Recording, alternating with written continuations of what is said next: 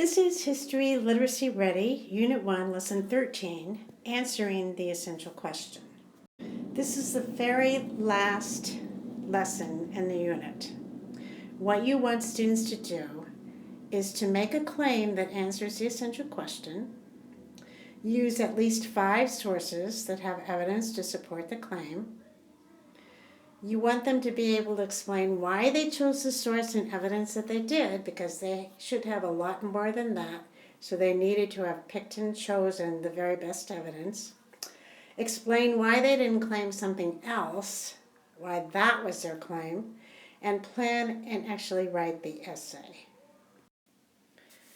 Students may have some difficulty with the concept of counterclaim, and what I'm calling a counterclaim is, remember in the previous slide where I said students would have to explain why they didn't have some other claim besides the one they picked?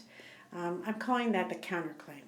You might give some examples of counterclaims, such as a claim might be about the 60s, that during the 60s African Americans became more militant in their tactics.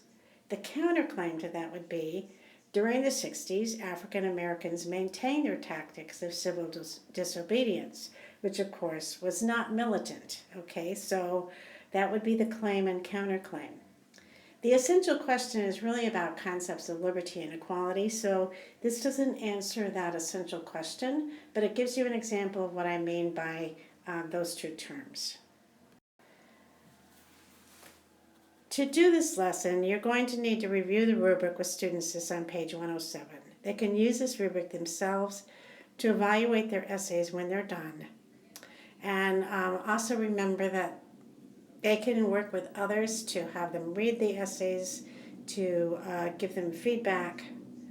And in Unit 2, they're going to use rubrics with more detail, but this is their first foray into actually writing an entire essay. So this is a good beginning practice for them that they're going to continue with when they go into Unit 2.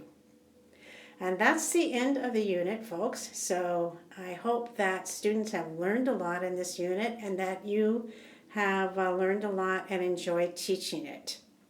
Good luck, and I'm looking forward to working with you on Unit 2.